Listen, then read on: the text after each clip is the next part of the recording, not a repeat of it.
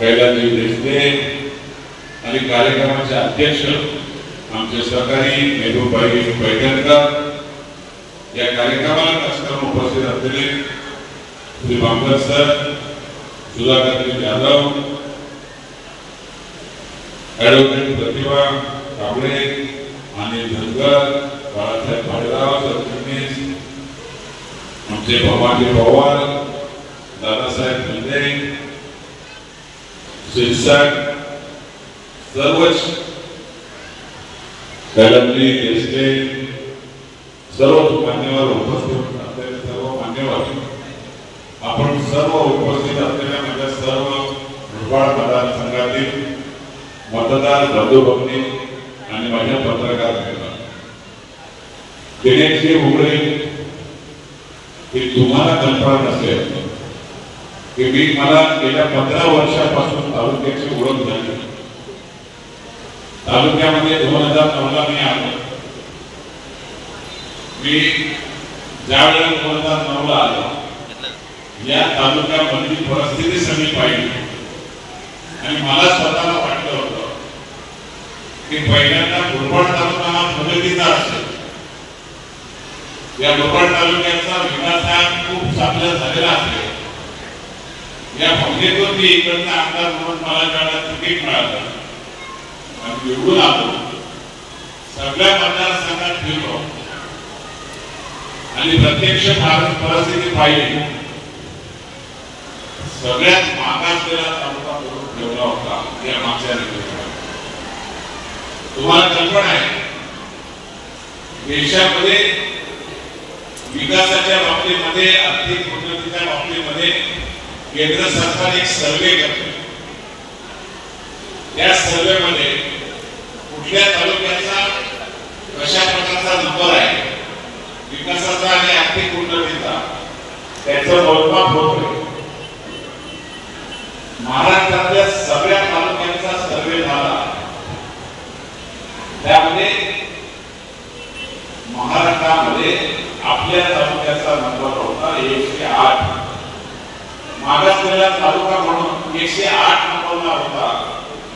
मला प्रश्न पडला की आता या तालुक्याचा विकास करू कसा. सुरुवात माझी नवीनच होती. तुमचा माझा काही फार जुळा नव्हता. माझ्या जवळ यायला लोक घाबरत होती, कारण दहशत होती या तालुक्यात. दहशत अशी होती, त्यांच्या विरोधात कोणी मतदान करेल त्याच्या मागे हात धरून लागला आणि मोठ्या प्रमाणामध्ये सर्वसामान्य माणसाला दबावाचं राजकारण करून, पोलीस स्टेशनचा वापर करून, एका जागेला पोलीस स्टेशनच्या जागेत द्यायचा, तर आतमध्ये टाकायला पाहायचं, दुसऱ्या गटाला कशाही पद्धतीने त्याला सांगायचं आपण निवडून आलं पाहिजे. एक मोठ्या वाईट अवस्थेवर मला मुरबाड तालुका पाहायला मिळाला. मी ज्यावेळेला मला तालुक्यातल्या सगळ्या दलित वस्त्यांची माहिती घेतली, पूर्ण तालुक्यामध्ये एकाही दलित वस्तीची प्रगती नव्हती. धड सांगता येत नव्हतं. दलित वस्त्यांचा वापर फक्त भांडण्यासाठी आणि ग्रामपंचायती किंवा विधानसभेच्या त्यांच्या लोकसभेच्या निवडणुकीसाठी दबाव टाकायचा आणि मतदान करून घ्यायचं. साहजिकच आहे की सर्वसामान्य माणूस एवढ्या मोठ्या गावामध्ये राहायचा असेल तर घाबरून राहतो. त्यामुळे दलित वस्त्यांची प्रगती अजिबात नव्हती. मनामध्ये पहिल्यांदा ते ठरवलं की पहिल्यांदा आपण आपल्या सगळ्या दलित वस्त्यांना आपण कधी द्यायला सुरुवात करायची. आणि विश्वासाने सांगतो तुम्हाला, स्वातंत्र्यानंतर मुरबाड तालुक्याला जेवढा निधी मिळाला आहे तो आजपर्यंत दुसऱ्या कुठल्याही तालुक्याला मिळाला नाही.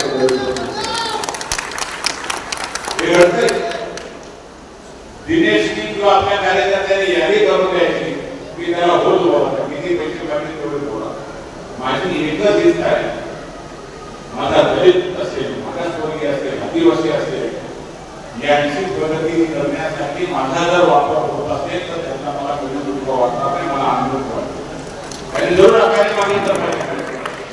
कारण मला जे आमदार केले त्या टायमाला तुमच्या सगळ्या मंडळींचं मला साथ मिळाली. आमच्या संघटित आहे थोडी 2009 आपल्या बरोबर कोण नव्हते, ठरलेले लोक होते आणि एकेका वस्तीमध्ये मला हा घेऊन जायचा आणि ओळख करून द्यायचा. लोक घाबरत होते, बाहेर पडा तयार नव्हते. दहशत ती दहशत तुम्ही सगळ्यांनी बोलली आणि आपण मुरबाड आपणाचा आमदार होतो, मुरबाडचा आमदार आणि विश्वासाने तुम्हाला सांगतो आजही माझ्या मनात जे आहे ते अजून समाधान झालं नाही. माझ्या दलित वस्त्यांची प्रगती ही केवळ रस्ते झाले म्हणून नाही, पाणी झालं म्हणून नाही, वीज झाली म्हणून नाही. त्यांचा स्वतःचा हक्क आहे, त्यांना घरकुलं मिळाली पाहिजे. पूर्ण तालुक्याला 50-60 सुद्धा घरकुलं मिळत होती. आता हजारोच्या संख्येने आपण घरकुलं द्यायला सुरुवात. रमाईच्या माध्यमातून इष्टाचार कोणी घेत नव्हता आणि द्यायचाच नाही. दलितांची घर झाली नाही पाहिजे हा या तालुक्यातल्या आमच्या या लेखांचा काम. पण आता ही परिस्थिती बदलून जाणून लागली. ज्या पद्धतीने कातकरी समाजाला केंद्राने न्याय दिला, 2,40,000 रुपयांचा घरकुल त्यांना मिळाला पाहिजे, याच पद्धतीने रमाईला सुद्धा मिळाला पाहिजे म्हणून म्हणलो. आणि मला एक झालं 2,40,000 प्रमाणे आता तुम्हाला घरकुलाला मिळून दिला पाहिजे. हे कोणाला करता आलं नाही, पाणी झालं म्हणून नाही, वीज झाली म्हणून नाही. त्यांचा स्वतःचा हक्क आहे, त्यांना घरकुलं मिळाली पाहिजे. पूर्ण तालुक्याला 50-60 सुद्धा घरकुलं मिळत होती. आता हजारोच्या संख्येने आपण घरकुलं द्यायला सुरुवात. रमाईच्या माध्यमातून इष्टाचार कोणी घेत नव्हता आणि द्यायचाच नाही. दलितांची घर झाली नाही पाहिजे हा या तालुक्यातल्या आमच्या या लेखांचा काम. पण आता ही परिस्थिती बदलून जाणून लागली.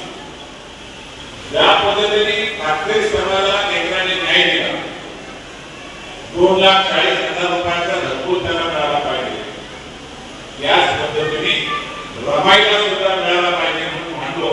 आणि मला एक झालं 2,40,000 प्रमाणे आता तुम्हाला घरकुलाला मिळून दिला पाहिजे. हे कोणाला करता आलं नाही, हे कधी मागितलं तर नाही. यांना फक्त तुमचा वापर नाटकासाठी आणि मताच्यासाठी केला जात होता. हा पूर्ण विचार बदलण्यासाठी सगळ्याच कार्यकर्त्यांनी आयुष्यात बसले ते माझे जीवाचे सगळे तयार झाले. हक्काने येऊन भांडतात पाहिजे, आम्हाला हे पाहिजे, ते काम पाहिजे. दिनेशने एक चांगला उल्लेख केला.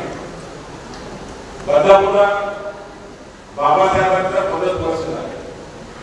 बाबासाहेब शिवाजी महाराजांच्या शिवजयंतीला बदलापूर गावामध्ये अध्यक्ष म्हणून होते. त्या भूमीला जर ते 50 वर्ष झाले तर त्याचा मी शोध घेऊन त्या ठिकाणी जागेची माहिती मागली. 5 एकर जागा भांडून घेतली. आज बदलापूर शहरासारख्या ठिकाणी 5.5 एकर 5.5 एकरची जागा आज आपण त्या ठिकाणी घेतली. करोडो रुपये त्याची किंमत होती. 20 पैशात घेतली आणि बाबासाहेबांचा स्मारक उभा करायला सुरुवात. हे कोणी मला सांगितलं होतं, मला हे कोणी कधी मागणी केली नव्हती. तर तुम्हाला मागणारा माझ्याकडे यायला भीती वाटत होती. आणि पहिल्या त्यांच्या आमदाराची भीती होती, माझा माणूस कोणी आमदाराला भेटता कामा नये. यांच्या दलालाला मार्फत आमदाराला भेटायला लागत होतं. दलाल जर बोलला तर ते तुमच्या आमदारांची भेट करू.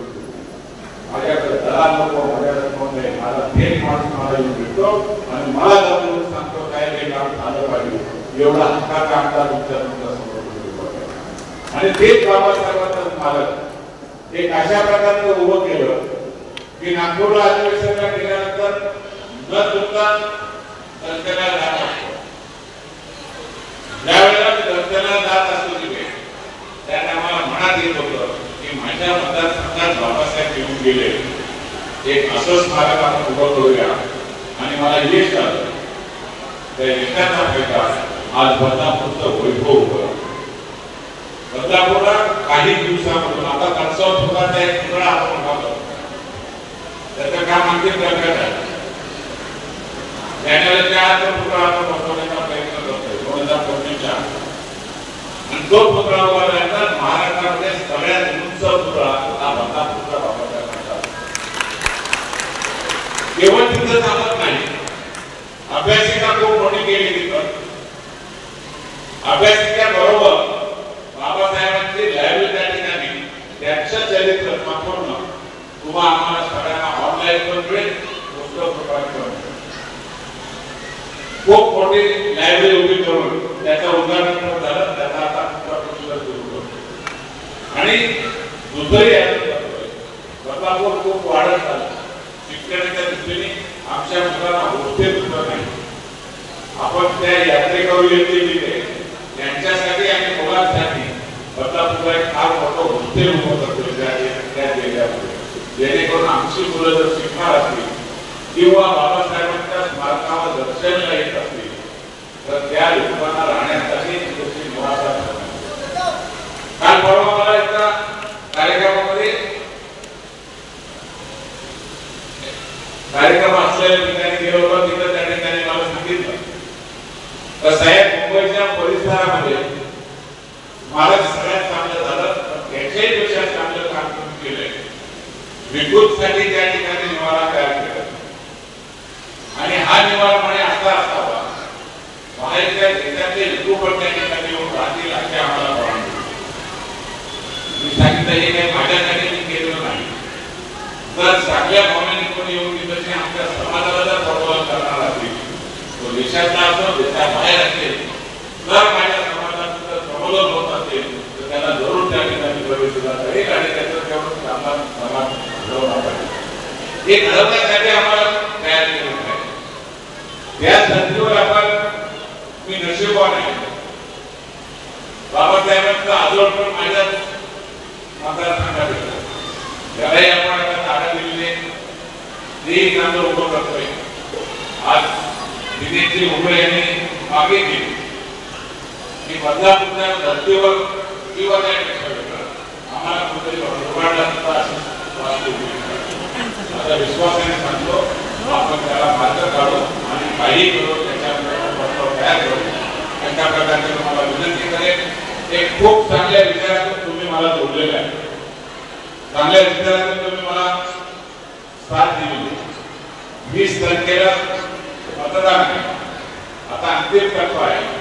अंतिम टप्प्यामध्ये तुम्हाला माझी विनंती राहील, माझ्यावर दर वेळेला आपण विश्वास टाकलाय. यांच्या कोणाच्याही दुःखापणा बळी न पडता आपण सगळ्यांनी 20 तारखेला 1 नंबरला माझं नाव आहे. कमळाचं फूल विषयामध्ये आहे. आपण मला वतनचा आशीर्वाद द्यावा अशा प्रकारची तुम्हाला विनंती करेन. आणि खूप टाइम झाल्यामुळं दिनेश जोडेला एकच सांगेल की माझ्या नागरिकांचा जास्त करू नको. जो शब्द तुम्ही सगळ्यांनी दिला असेल तो पूर्ण करण्याची जबाबदारी तुमचा आमदार आहे, तुमच्याच विचारात आहे. करावं अशी विनंती करतो आणि सांगतो. जय हिंद, जय भीम.